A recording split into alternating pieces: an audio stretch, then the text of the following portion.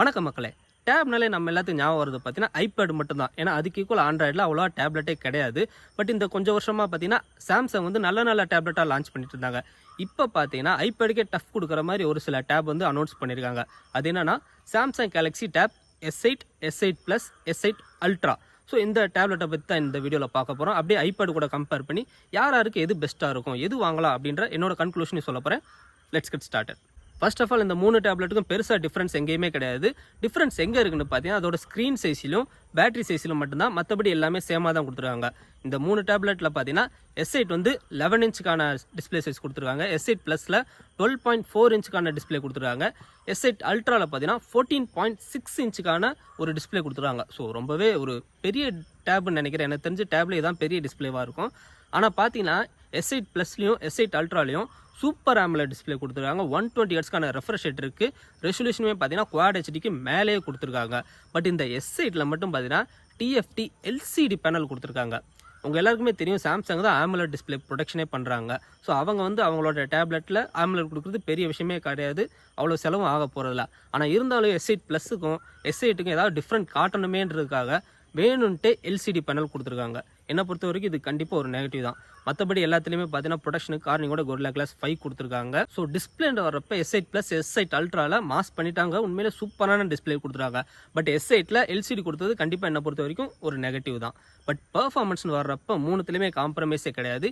இன்றைக்கி தேதிக்கு flagship ப்ராசரான ஸ்னாப்ட்ராகனோட 8 Gen 1 கொடுத்துருக்காங்க. ஸோ பேஸ் வேரியன்ட் 8 GB இருக்கனால பர்ஃபார்மன்ஸ் வந்து தாறுமாறாக இருக்கும். அதுவும் இந்த டேப்லெட்டுக்கு வந்து இந்த பர்ஃபார்மன்ஸ் ஓகேவா ப்ரோ போதுமா அப்படின்னு கேட்டிங்கன்னா கண்டிப்பாக போதும். ஏன்னா சாஃப்ட்வேர் வந்து பெரிய சேஞ்சே பண்ணல.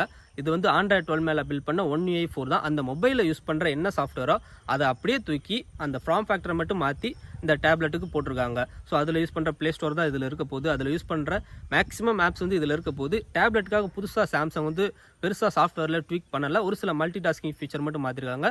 அப்படியே சாம்சங் டெக்ஸ் சப்போர்ட் கொடுத்துருக்கனால ஒரு விண்டோஸ் பிசி யூஸ் பண்ணுற இன்டர்ஃபேஸ் கிடைக்குமே தவிர மற்றபடி சாஃப்ட்வேர் வந்து வேறு எதுவும் சேஞ்சஸ் பண்ணலை. ஸோ அதனால் பார்த்தீங்கன்னா இந்த ஸ்னாப்ட்ராகன் ப்ராசர் வந்து இந்த டேப்லெட்டுக்கு வந்து ஈஸியாகவே ஹேண்டில் பண்ணிடும். நல்ல பவர்ஃபுல்லான ப்ராசர் தான். கேமிங், எடிட்டிங்ட்டு எல்லாத்தையுமே இது ஈஸியாகவே ஹேண்டில் பண்ணிடும். ஸோ பர்ஃபார்மன்ஸ் அண்ட் சாஃப்ட்வேர் வரப்போ சாம்சங் வந்து இதுலேயுமே தாறுமாறு பண்ணியிருக்காங்க. ப்ளஸ் வந்து ஸ்டைலஸ் சப்போர்ட், அதாவது S Pen சப்போர்ட்டுமே கொடுத்துருக்காங்க. ஸோ இதில் நீங்கள் டாக்குமெண்ட் ரைட் பண்ணலாம், டிராயிங் பண்ணலாம், என்ன வேணாலும் பண்ணிக்கலாம். அந்த S Penோட ஃபீச்சர்ஸ் எல்லாமே கொடுத்துருக்காங்க. அது மட்டும் இல்லாமல் S8 அல்ட்ராவில் அந்த S Penக்கான டச் லேட்டன்சி பார்த்தீங்கன்னா வெறும் 2.8 மில்லி செகண்ட் தான். ஸோ ஆப்பிள் பென்சிலை விட இது ரொம்பவே கம்மி தான். ஸோ ஒரு நார்மலான பென்சிலை வச்சு ஒரு பேப்பரில் எழுதுனா என்ன ஃபீல் வருமோ அதே ஃபீல் உங்களுக்கு கிடைக்கும். மற்றபடி S8 ப்ளஸ் S8ல் பார்த்தீங்கன்னா 6.2 மில்லி செகண்ட் தான் கொடுத்துருக்காங்க. பட் ஆப்பிள் பென்சில் மாதிரி நீங்கள் இதை தனியாலாம் வாங்க தேவையில்லை. இது ஃப்ரீயாகவே வந்துடும் இந்த டேப்லெட் வாங்கும்போது. அது உண்மையிலே ரொம்ப ரொம்ப நல்ல விஷயம் தான். பேட்டரி கெப்பாசிட்டின்னு வர்றப்ப S8ல் பார்த்தீங்கன்னா 8000 mAhக்கான பேட்டரி கொடுத்துருக்காங்க. S8 ப்ளஸில் 10,090 mAh கொடுத்துருக்காங்க. S8 அல்ட்ராவில் பார்த்தீங்கன்னா 11,200 mAh கொடுத்துருக்காங்க. அதை சார்ஜ் பண்ணுறதுக்கு பார்த்தீங்கன்னா 45 வாட் ஃபாஸ்ட் சார்ஜிங் சப்போர்ட்டுமே இருக்குது. ஸோ எப்படி பார்த்தாலும் பேட்டரி லைஃப் வந்து சாலிடாக இருக்கும். கண்டிப்பாக ஒரு நாள் வரைக்கும் எந்த பிரச்சனை இல்லாமல் வரும். பேட்டரி லைஃப் வந்து ரொம்ப நல்லாவே கொடுத்துருக்காங்க. கேமராஸுமே பார்த்தீங்கன்னா பேக்கில் வந்து 2 கேமராஸ் தான். மெயின் கேமரா வந்து 13 கேமரா. செகண்டாக ஒரு 6 மெகாபிக்சலுக்கான அல்ட்ரா வைட் கொடுத்துருக்காங்க. ஜென்ரலாக டேப்னு வரப்போ கேமரா நம்ம அவ்வளோவா யூஸ் பண்ண மாட்டோம். அது ஒரு டாக்குமெண்ட் ஸ்கேன் பண்ணுறதுக்கு, சும்மா அப்பப்போ ஒரு ஃபோட்டோ எடுக்கிறதுக்கு யூஸ் பண்ணுவோம். ஸோ கேமராஸ் வந்து அவ்வளோவா முக்கியமாக நம்ம எதிர்பார்க்க மாட்டோம். பட் இந்த டைமில் பார்த்தீங்கன்னா செல்ஃபி கேமரா தான் எல்லாருமே எதிர்பார்ப்போம். ஏன்னா நிறைய வீடியோ கால் பண்ணுறோம், கான்ஃபரன்ஸ் கால், ஆன்லைன் கிளாஸ்ன்ட்டு எல்லாமே யூஸ் பண்ணுறோம். ஸோ சாம்சங்குமே அதை புரிஞ்சுக்கிட்டு செல்ஃபி கேமராவுக்கு ரொம்பவே முக்கியத்துவம் கொடுத்துருக்காங்க. ஃப்ரண்ட்டில் பார்த்தீங்கன்னா 12 மெகாபிக்சலுக்கான அல்ட்ரா வைட் கொடுத்துருக்காங்க. S8 அல்ட்ராவில் மட்டும் பார்த்தீங்கன்னா ஒரு 12 மெகாபிக்சலுக்கான நார்மல் கேமராவும் 12 மெகாபிக்சலுக்கான அல்ட்ரா வைடுன்ட்டு 2 கேமரா கொடுத்துருக்காங்க. சின்னதாக ஒரு நாச்சுமே வச்சுருக்காங்க. பெசில்ஸாக ரொம்ப தின்னாக இருக்கனால அந்த நாச்சோட சைஸ் வந்து கண்டிப்பாக தெரியுதுன்னு தான் சொல்லணும். எதுக்காக அவங்க 2 கேமரா வச்சுருக்காங்கன்னா குரூப்பாக வீடியோ கால் பண்ணும்போது அது ஃபோக்கஸ் பண்ணி யாரை ஃபோக்கஸ் பண்ணணும், எவ்வளோ காட்டணும், எவ்வளோ ஃபீல்ட் ஆஃப் வியூ இருக்கணும் அப்படின்ட்டு அதுவே முடிவு பண்ணி ஒரு AI ஃபீச்சர் மூலமாக கொடுத்துருக்காங்க. இது பார்த்தீங்கன்னா ஆப்பிள் iPad ப்ரோவில் இருக்க சென்டர் ஸ்டேஜ் ஃபீச்சரை தான் இவங்க 2 கேமரா யூஸ் பண்ணி கொடுத்துருக்காங்க. உண்மையாக சொல்லப்போனால் அது ஒரு நல்ல விஷயம் தான். அது மட்டும் இல்லாமல் வீடியோ கெப்பாசிட்டின்னு வரப்போ இதில் பேக் அண்ட் ஃப்ரண்ட் ரெண்டுத்துலேயுமே 4K 60 FPS வீடியோ எடுத்துக்கலாம். டேப்லெட்டில் 4K 60லாம் ரொம்ப அதிகம் தான். பட் கொடுத்தது ஒரு நல்ல விஷயம் தான். இது இல்லாமல் இந்த டேப் வந்து ஒய்ஃபை அண்ட் செல்லுலார்ன்ட்டு 2 மாடல் இருக்குது. நீங்கள் செல்லுலார் வாங்கினீங்கன்னா 5G சப்போர்ட் கூட இருக்குது. ஒய்ஃபைல ஒய்ஃபை 6E வரைக்கும் கொடுத்துருக்காங்க. ப்ளூடூத் 5.2 NFC எல்லாமே கொடுத்துருக்காங்க. அது இல்லாமல் in display finger print scanner கொடுத்துருக்காங்க. 4 ஸ்பீக்கர் இருக்கிறனால டூயல் ஸ்டீரியோ ஸ்பீக்கர் சப்போர்ட்டுமே கொடுத்துருக்காங்க. முக்கியமாக பார்த்தீங்கன்னா எஸ்டி கார்டு சப்போர்ட் கொடுத்துருக்காங்க. இப்போ ஐபேட்லாம் பார்த்தீங்கன்னா எஸ்டி கார்டு சப்போர்ட்டே கிடையாது.